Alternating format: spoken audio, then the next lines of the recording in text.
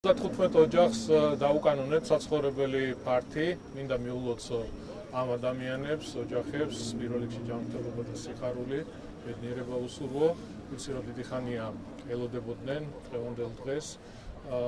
ჩვენ 2017 წლიდან დავიწყეთ ამ პროგრამის განხორციელებას, 3300-ზე მეტი ოჯახი უკვე დაკმაყოფილებული გვყავს და რა თქმა უნდა გავაგრძელებთ, მანამ სანამ ყველა ადამიანი, ვინც ანალოგიური პრობლემის წინაშე დგას, არ იქნება დაკმაყოფილებული. ამიტომ აუცილებლად უნდა მიმართოთ თქვენივე რაიონის გამგეობა, სადაც ცხოვრობთ და ჩვენი თანამშრომლები მაქსიმალურად დაგეხმარებიან, ხელს შეგიწყობენ იმაში, რომ დაგაკვალიანონ, გითხრან ზუსტად თუ რა საბუთები არის შესაძლებელი იმისთვის, რომ შემდგომში უკვე მოხდეს იმ ფართების დაკანონება, სადაც თქვენ წლების განმავლობაში ცხოვრობთ და გარკვეული მიზეზების გამო ვერ ახერხებდით ამას. ასეულობით მილიონი ლარის ქონება არის დაკანონებული, სახელმწიფო ქონება ოჯახების საკუთრებაში გადაცემული და ძალიან მიხარია ულოცავ 15 ოჯახს და კიდევ ერთხელ მეორე პროგრამა გაგრძელდება, მანამ სანამ მთლიანად არ მოიწურება აღნიშნული პრობლემა და ყველა ოჯახი არ იქნება დაკმაყოფილებული. ბატონ კახეთური ტრამპის მიერ გაკეთებული უკრაინასთან დაკავშირებით ტრამპის მიერ გაკეთებული განცხადებების შემდეგ გესმის ქართული ოპოზიციის კრიტიკა. კრიტიკის საფუძველი გახდა ტრამპის გაკეთებული განცხადება, როგორ ფიქრობთ,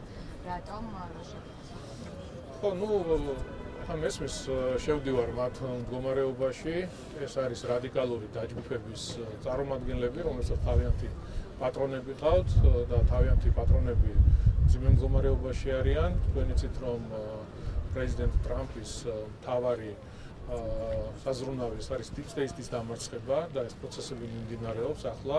ის რაც მსოფლიოში ხდებოდა, ომები, თუნდაც ავიღოთ რუსეთ-უკრაინის ომი, ეს შემთხვევითი პროცესები არ არის. ეს არის წინასწარ დაგეგმილი ქმედებები, რის შედეგადაც უკრაინა ძალიან დაზიანდა და დაზარალდა.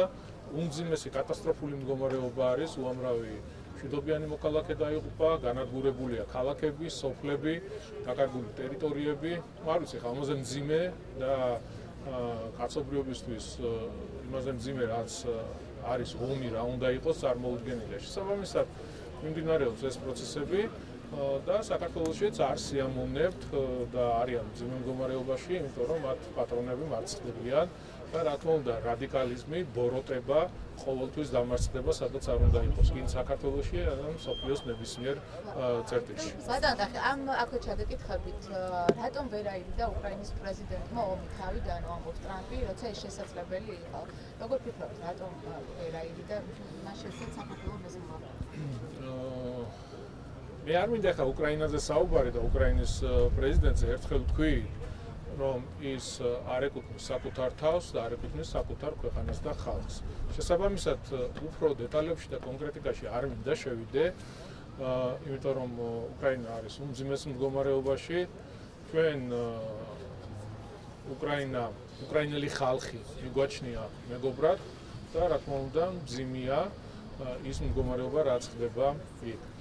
რაც შეეხება ჩვენს პოლიტიკას, ჩვენს პრაგმატულ პოლიტიკას, ჩვენ გამოვდივართ ჩვენი ქვეყნის ინტერესებიდან.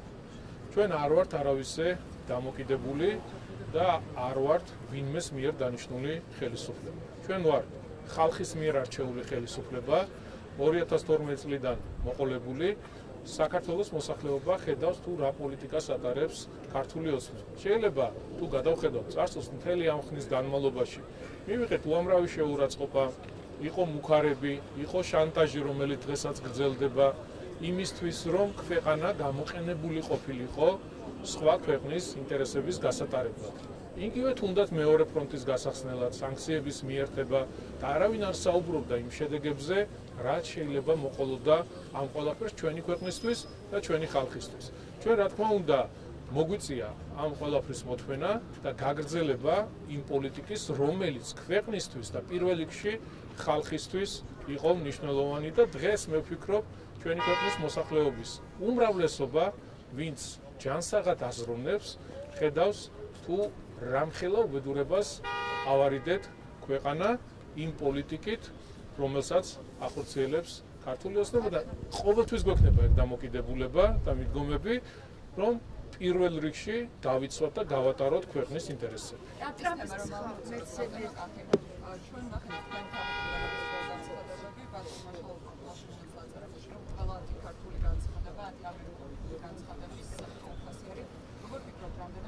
ვინ დაწერა?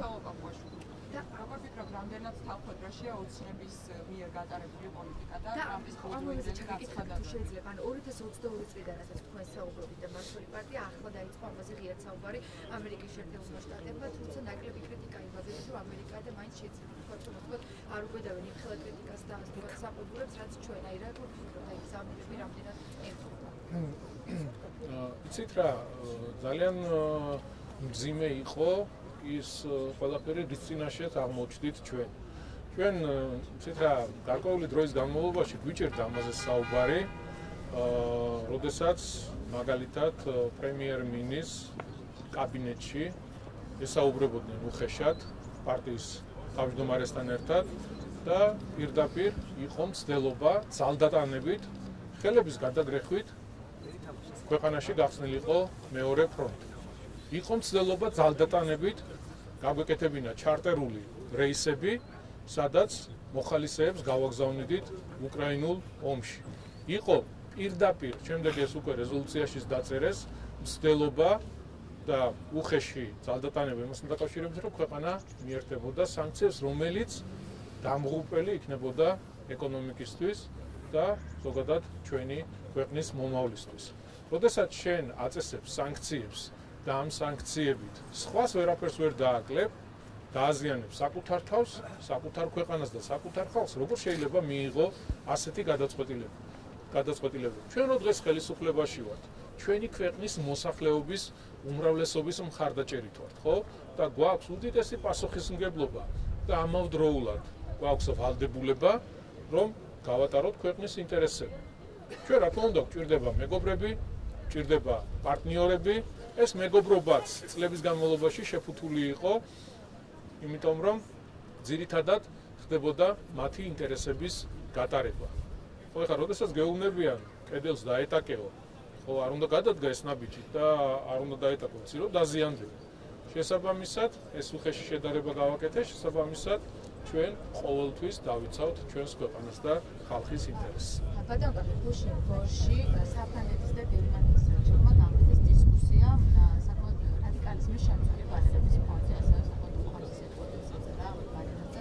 როგორ ფიქრობთ, რამდენად ახალისებს ეს რადიკალიზმი და რამდენად ბაში აფასებს ხო, ну ძალიან მძიმეა ეს ადამიანები პირდაპირ ჯერ კიდევ საარჩევნო კამპანიაში იყვნენ ჩართულები. ესენი არიან ზუსტად ის, ვინც ახალისებს ამ ბოროტებას ქვეყანაში საზოგადოების გახლეჩვას, მაგრამ მერწმუნედ მთლიანად გადალაგდება ყველაფერი, მსოფლიო იცვლება, იმიტომ რომ რადიკალიზმის ადგილი დღეს არ არის არც ქვეყანაში და არც მსოფლიოს ნებისმიერ ქვეყანაში. რადიკალიზმი ყოველთვის იქნება დამარცხებული. გაიხსენეთ გერმანიის ელჩი, რა ტიპის განცხადებებს აკეთება, საერთოდ გამოსულია მომსახურეობის არეალიდან, საერთოდ ვერ ხვდება და ვერ წარმოუდგენია რა არის მისი ფუნქცია და რა უნდა იყოს ზოგადად ელჩის ფუნქცია. დღეს არ მოწონთ, როდესაც ამერიკის შეერთებული შტატებიდან აკეთებენ განცხადებებს პოლიტიკურ პროცესებთან დაკავშირებით და ამას უწოდებენ შიდა პოლიტიკაში ჩარევას. და აგერ გერმანიის ელჩიკაც გამოდიოდა წინა საარჩევნოდ რა განცხადებებს აკეთებდა ჩვეულებრივი მავნებელი.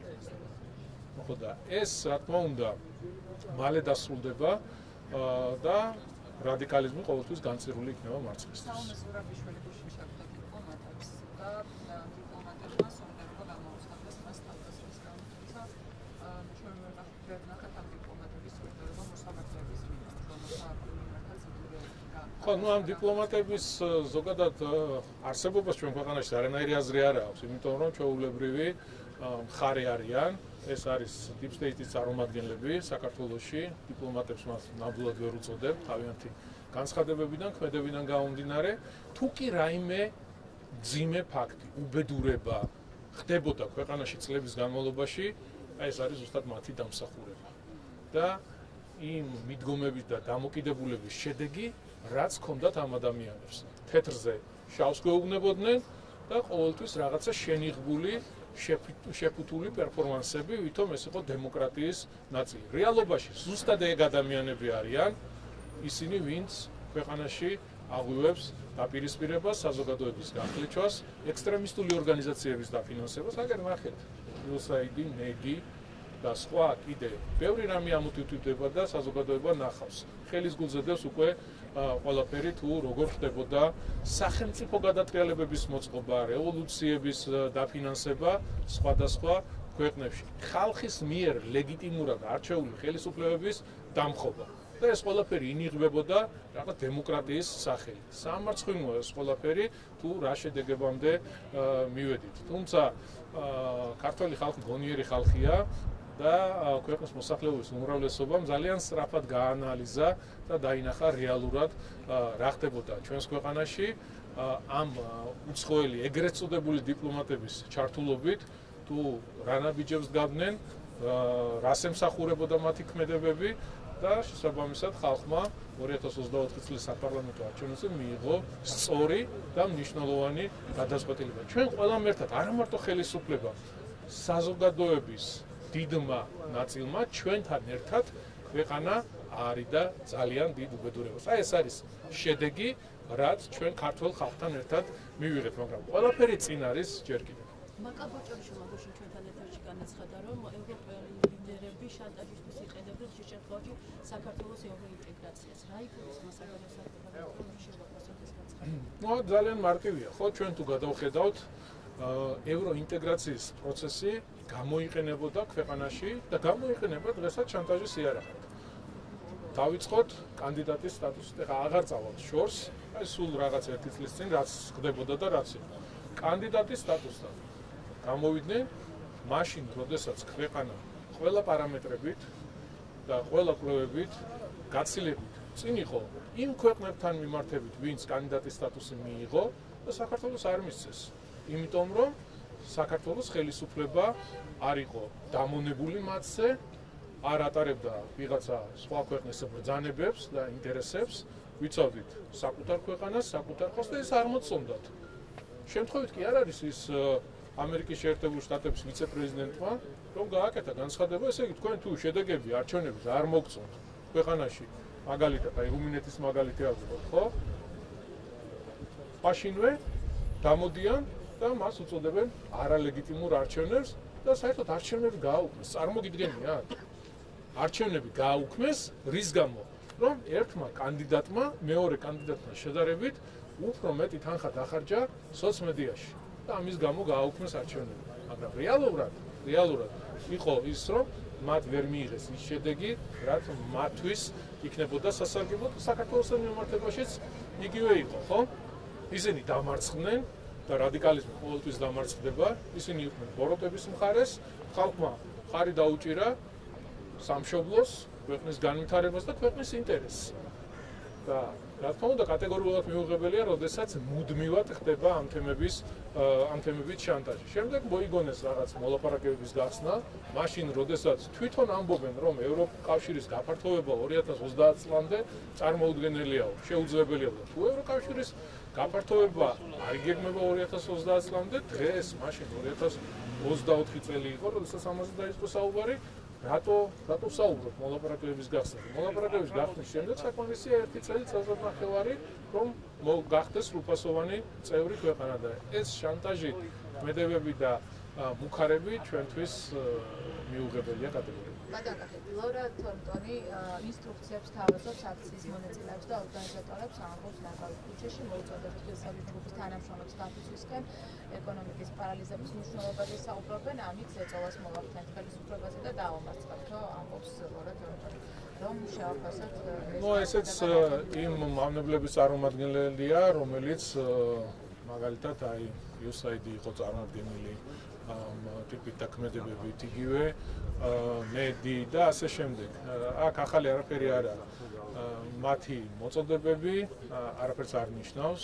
ქვეყანაში ხალხი აზროვნებს, ქვეყნის მოსახლეობის უმრავლესობა დგას სწორ მხარეს, სადაც ჭირდება ამ ქვეყნის მომავალს და ტორტონი თუ რაგვარი არის ამ ადამიანის მსგავსი ტიპის განცხადებები კატეგორიულად მიუღებელია და საზოგადოებისთვის არაფერს არ წარმოადგენს. და ერთად ვთქვათ, ინჯოით ხმის თანახმად თბილისის ციფრული მომთაბარეებისთვის, მოგზაურებისთვის რეიტინგში პირველ ადგილზეა სწრაფი ინტერნეტის კურსით და უყურებელი მიმართულება.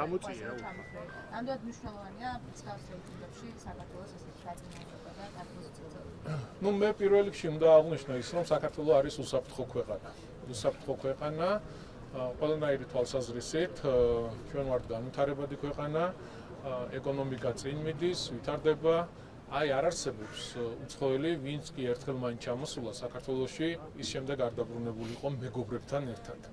თბილისი არის არც. კი, თბილისიც რა თქმა უნდა, ხა ყოველწლიურად ხო შეიძლება დაუნახავი ადამიანი იყო, რომ ვერ შეამჩნია თუ როგორ ვითარდება ქალაქი, როგორ წინ მიდის. ხათი არის გამოწვევებიც, პრობლემებიც, ეგ ყველა წარმოიდგინეთ, განვითარებულ დედაქალაქებშიც კი არსებობს უამრავი პრობლემა.